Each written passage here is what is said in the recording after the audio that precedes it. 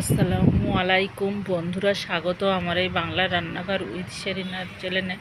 আশা করি আপনারা সবাই ভালো আছেন, আমিও ভালো আছি আল্লাহর রহমতে। আমার ভিডিওটা প্লিজ একটু সাবস্ক্রাইব করে দেবেন, শেয়ার করে দেবেন, কমেন্ট করবেন। আমি আজকে কি রান্না করছি বলেন তো? খুব একটা মজাদার রেসিপি রান্না করছি। এটা মেয়েদের বিশেষ করে প্রিয় ছাগলের বট। যেভাবে রান্না করলে ভালো লাগবে, আমি সবার প্রথমে পেঁয়াজটা লাল লাল করে ভেজে নিয়ে আদা রসুন বাটা, এলাচ লবঙ্গ দারচিনি বাটা, সমস্ত কিছু বাটা দিয়ে তারপরে আমি বটটা দিয়ে দিলাম। জাল দিয়ে রেখেছিলাম। জাল দেওয়া না থাকলে এই বটটা কাঁচা রান্না করলে গন্ধ হয়। আমি 1-2 দিন জাল দেওয়ার পরে তারপরে আমি রান্না করছি যাতে গন্ধটা না হয়। আর এই রান্নাটা কিন্তু খুব মশলা দিয়ে রান্না করতে হয়, না তো রান্নাটা খুব একটা ভালো হয় না।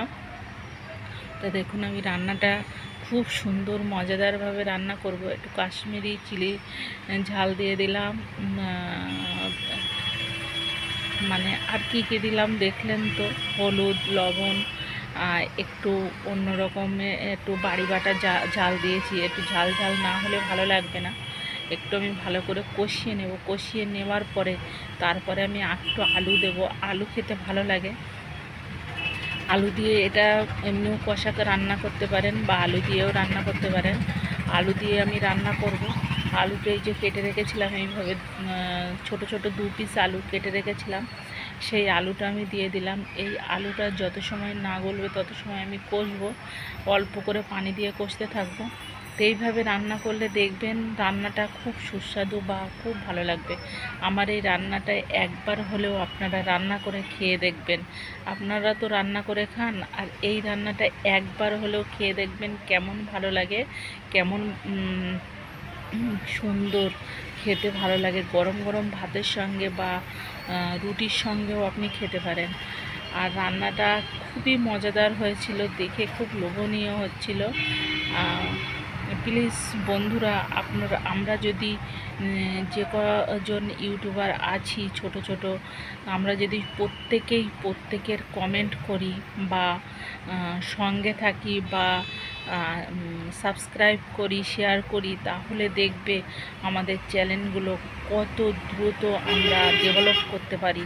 আর প্লিজ আপনাদের কাছে অনুরোধ থাকলো, এই কথাটা যদি আপনারা মেনে চলেন, আমাকে সাহায্য করেন, বড় বড় ইউটিউবার ভাইরা বা বোনেরা, দিদিরা, আপনারা প্লিজ আমাকে একটু সাহায্য করুন আর সঙ্গে থাকুন। এতবার প্লিজ বলে বলছি বলে কোনো নেই যে নিজের যোগ্যতা থাকলে অবশ্যই পারবেন।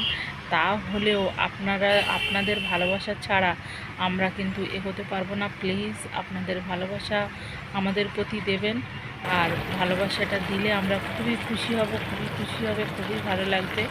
আর সবার লাস্টে আমার রান্নাটা হয়ে গেছে, আমি কষায় রাখবো। আবার ফের আমি একটু এলাচ, দারচিনি, লবঙ্গ এটা বাড়িতে আমি গুঁড়ো করেছি, সেই গুঁড়োটা দিয়ে দিলাম। আর একটু মরিচ গুঁড়ো দিয়ে দেবো, দিয়ে আমি নামিয়ে নেব। আমি এই রান্নাটা কিন্তু এরকম কষায় রাখবো, অত ঝোল দেব না। দেখুন রান্নাটা খুব সুন্দর হয়েছে, দেখতে খুব লোভনীয়। বন্ধুরা ভালো থাকবেন, আল্লাহ হাফেজ।